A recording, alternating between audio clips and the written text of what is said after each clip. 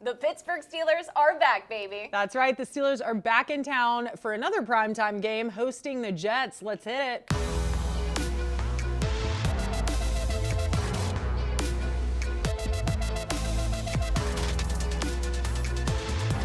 What's up, everybody? Welcome into episode 7 of Every Blade of Grass with Cole and Cass alongside Cassidy Wood. I'm Suzie Cole, and the Pittsburgh Steelers are back on track. A 32-13 win over the Las Vegas Raiders last Sunday on the road. It seemed like a home game. Jaylen Warren was in the game. Najee Harris had himself a game. George Pickens even looking better last game as well. Cassidy, so much good coming from last Sunday. Yeah, you mentioned that it was an away game, but felt like a home crowd. I'm pretty sure like 75% of that crowd was Steelers fans, but that was expected in Vegas, right? You mentioned Jaylen Warren. You know, you and I, we were talking last week. I threw something crazy out there. I said Aaron Champlin will get into the end zone. Well, that was before Jaylen Warren. We found out that he was going to be healthy and get into the game, so it was great to see him out there. But Najee Harris was the storyline coming out of this game. He ran so angry the entire time, racked up over 100 rushing yards. That's his first 100-plus game since the end of last season. He scored his first touchdown in a full calendar year. The last time Najee entered the end zone, it was October 22nd of last year against the Rams. So really awesome to see him out there just contributing so much to the offense and getting in the end zone like that. And rookie Roman Wilson also getting his first NFL start last weekend. How do you think he looked? Yeah, I mean, I think he did great. You know, obviously he's a rookie. He went in there. It was his first NFL game. So he was very limited. He had 6 touches, he got in for 5 plays. Didn't touch the ball. So it was cool to see him finally get in there. I know a lot of fans were anxious to see him, you know, out there with the Steelers, watching him play as well as he did with Michigan. To see him out there with the Steelers was very exciting. We did get a chance to talk to him today, actually, and he said that it's a lot faster, obviously, than it is in college, but he thinks he'll be able to adapt pretty quickly. And Steelers wide receiver George Pickens making the catches that he needed to make last game against Las Vegas. Yeah, you know, he was able to create that separation. He was able to make those catches. And him and Justin Fields, I mean, they really hit a groove there. That was very exciting to see. Obviously, Justin, of course, doing stuff with his legs yet again as well. And the defense, only allowing 13 points last game. It seems like not only the whole team's back on track, but specifically the defensive unit. Yeah, and that was so much fun to watch. I mean, TJ Watt, those punch outs. I had to go back and watch that over and over again because this is the guy that we're always talking about who's going to be a finalist for Defensive Player of the Year, right? Hands down. After that game, I was sitting on my couch like, is this the best football player in the NFL? Like, I mean, just his awareness, the way he was able to punch out those balls like that, it takes a very, very special talent to be able to do that. So very exciting game in Las Vegas, but now they come back here to Pittsburgh, and it's going to be a tough task. Not just a lot of Steelers headlines from last weekend, but there's also a lot of Steelers headlines headed into this game against the Jets on Sunday night at Acrisure Stadium, an 8:20 p.m. kickoff. We always start off this segment with the injuries. Cass, give us an update. Yeah, so obviously it was super disappointing to see Zach Frazier go down the way he did. I mean, in true Zach Frazier fashion, though, hurt his ankle so bad. You could see him. There was the slow-mo of him just writhing in pain as he dropped to the floor, but immediately he wanted to go back in. And I think that just speaks to the toughness and the grit that this kid has. We saw him in college bear crawl off the field with a broken leg because he wanted to give his guys as much time as he possibly could. Just such a gritty guy. And today at practice, we saw him scooting around on a scooter, and it's just so heartbreaking to see that, but hopefully he'll be able to rehab back and be back soon. In the meantime, Ryan McCollum will be starting. Now, this is exciting for him. I mean, Tomlin says, yes, it's unfortunate that someone goes down, but it gives that next man up, an opportunity, and it gives them a chance to prove themselves. And McCollum has been on the practice squad for 2 years. Yeah. So for him to finally get called up and be able to play in an NFL game after grinding it out for that long, you really can't help but smile at that. So it'll be really exciting to see him out there. And prayers up for Zach Frazier for sure. And speaking of the next man up mentality, that's something that quarterback Justin Fields has been playing with all season long, all season, every single time we go into a week. Yep. Head coach Mike Tomlin has continued to say, we don't know who's starting, but just let's plan on it being Justin Fields. Well, Quarterback Russell Wilson, a full participant at practice last week. What do we think is going to happen on Sunday? You know, Suze, in true Tomlin fashion, he's not giving you a straight answer. He's not giving anyone a straight answer. But what I will say is that he said he was a full participant last week, part of the game plan, and that's what they expected. This week, he said, is going to be about getting the rust off. And if he can get the rust off, they'll reassess as they move closer to game time whether he'll be ready to go. I will say, I was at practice today. I did see him taking first team reps. Okay. They were trading off between Justin and Russ with the first team.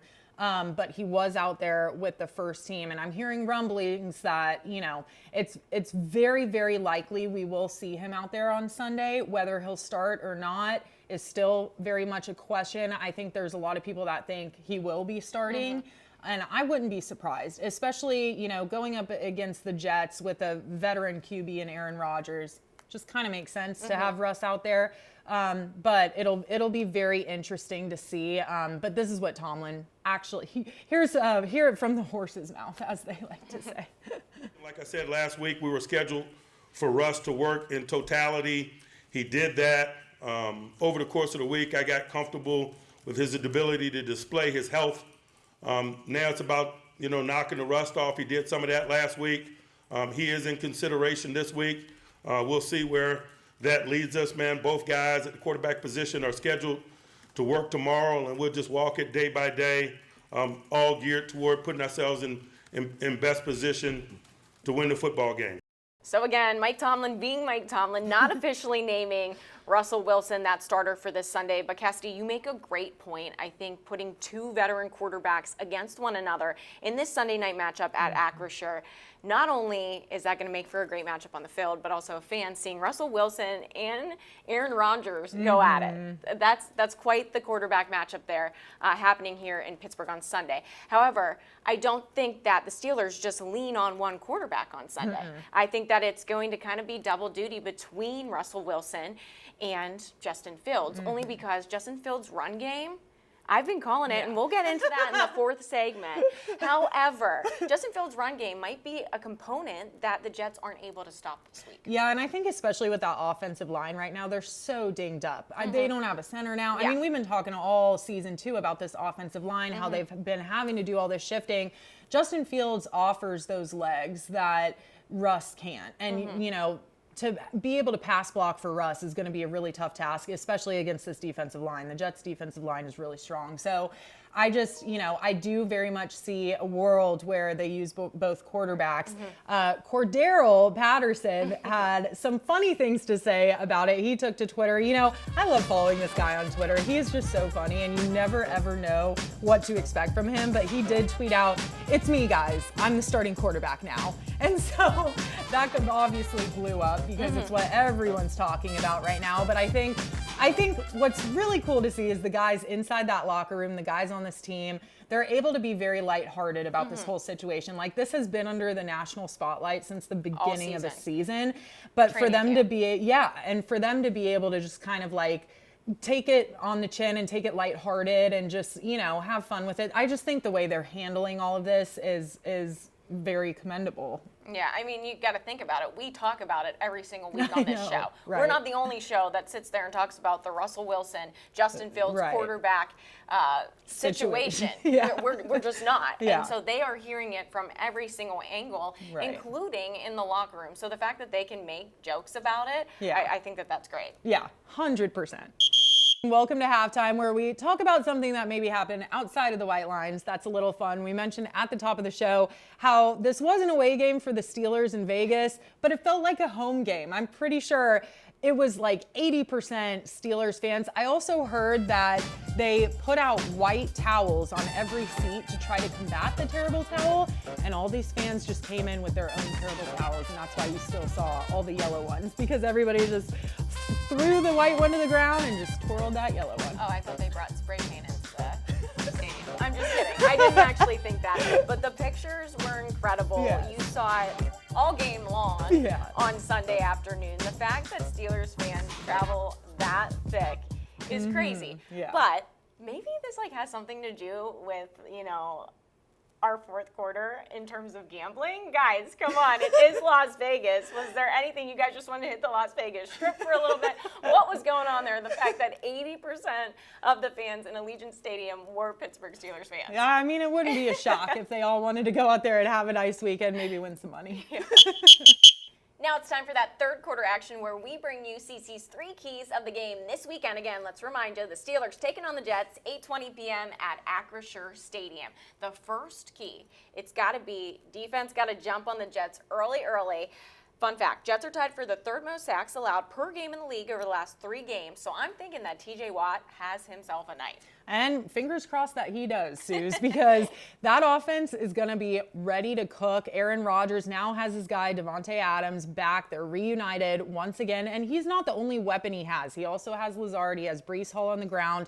That offense, you know, obviously they've had a lot of movements happen in their coaching staff and changes with who's calling the plays and whatnot. But we all know Aaron Rodgers is the silent orchestrator of that offense, and I think the defense just really needs to jump on them early because you do not want to be stuck in a late situation with Aaron Rodgers as the quarterback. And speaking of the offense, looking at the Steelers, the offense has to convert on 3rd downs this week, something that we have been saying since literally week 1 of the NFL season. Yeah, I mean, the offensive line injuries in this quarterback competition, Yeah, right? wow. Those are kind of the 3 keys things of every game. Yeah, of every game. But in Vegas, you know, they only converted 4 of their 13 third downs. You know, this offense is going to need to stay on the field as long as they can. They need to drag out their drives. They need to just stay on the field as long as they can because, again, the Jets offense is going to be a weapon. And something else that will be a weapon for the Jets on Sunday night is going to be their defense. The Steelers have to get past that. They have the 2nd best defense in all of the NFL right now. Yes, they have the 2nd best defense overall, but they're ranked number 17 in rush defense. So I do think the key is going to be to keep the ball on the ground. If they can keep it on the ground, and like we said at the top of the show, Najee had an incredible game on Sunday. If they keep feeding Najee, if he keeps having those angry runs, I really see them doing well. And obviously, they'll stay on the field longer if they keep the ball on the ground. So I think all of those go together, but definitely keeping the ball on the ground is going to be key. Now it's time for not just your favorite time of the week back at home, but our favorite time of the week on this show as well. The time of the week where we get to give you our picks for the Steelers against the Jets Sunday Night Football at Acrisure Stadium, 8:20 p.m. kickoff. I can't say it enough. The over-under right now sitting at 38 flat, okay, and in favor of the Jets at -1.5. Cassidy, thoughts? Suze, I like the Steelers going into this game before I saw this line. I saw this line, now I like them even more. I'm doubling down on the Steelers because anytime Coach Tomlin goes into the game as an underdog, he comes out on top. It's a fact. It's a proven fact. Maybe not proven, but most of the time, it's a fact. So I'm having the Steelers win this by 3, maybe a Boz field goal to win it. Final score 27-24. I'm going Jets. I'm in favor of the Jets. They're going to win 27-10. I only say this. She doesn't like it. She doesn't like it. It's okay. It's more fun this way. Yes. But I'm saying this because of the quarterback situation. It's been up in the air all season long. I feel like going into this Sunday, it's even more up in the air just because of how much Russell Wilson has been participating at practice. However, if he does get in, he's going to be a little rusty. He relies on his pass game, which the Jets have proven to be really good defensively against that. However, you could shake it up a little bit, and maybe the Steelers will shock me offensively if Justin Fields is in the game more because the Jets' defense is a little bit Swiss cheesy. Yeah, I mean, you're not wrong with that prediction. I could definitely see the offense struggling a little bit. I do think, though, if they're able to stay on the field, if they hit all those CC's 3 keys, you know, I think it could be a little bit, if you listen to us, I think it could be a little bit of a higher scoring game. Speaking of scoring, though, who do you have as your touchdown scorer? I would like to say this time last week, I did pick Aaron Shamklin to get into the end zone. We recorded on Wednesday. We then found out on Friday that Jaylen Warren would be playing. So that changed things up a bit, but he was right there on the goal line and almost got in. He was there for 2 plays, I think, had negative yards, but he was right there. So I was that close. So Suzie has me beat with the touchdown scorers, but I was this close last week. I was going to say, you were this close, but I was actually right the last couple of weeks. All right, give it to us. However, who do you want? I am not going to just go to my default this week in Justin Fields, again, because of the quarterback situation. Up in the air still. I'm not feeling comfy cozy with with picking Justin Fields this week, and I'm also going to shake it up. I'm only going to pick one TD scorer this week because apparently that is cheating and it's not strategic to people back at home. I'm going to pick running back Najee Harris just because of the run game and the Jets not doing well against it. Yeah, and I wouldn't be shocked, honestly, if Najee got into the end zone again. We just saw it with Pat. I mean, he didn't get into the end zone for 4 years and then scored back-to-back touchdowns on back-to-back weeks. I think when these guys start get rolling, they keep rolling. So I would not be shocked if Najee got into the end zone. I think it's time for a George Pickens touchdown, though. Okay. It's been a long time. We haven't seen him. Oh, he finally got into a groove, like we said last week, after some, drop passes and stuff the week before. I think he's finally in his own groove. I think no matter if it's Russell Wilson or Justin Fields back there, I think they're going to be able to connect with him and he'll be able to get in the end zone. So we'll see. We will see. Again, 8:20 p.m. at Rodgers Stadium. The Steelers are taking on the Jets. Sunday Night Football. Cassidy Wood will be there. I will be hanging out on my couch watching it with a comfy blanket on. But go ahead, watch it with us, tweet at us, Yes. hashtag EVOG during the game, and follow along. And leave us comments below in Yeah. the YouTube video too. We'll shout you guys out and talk Steelers ball with you guys. See ya next time.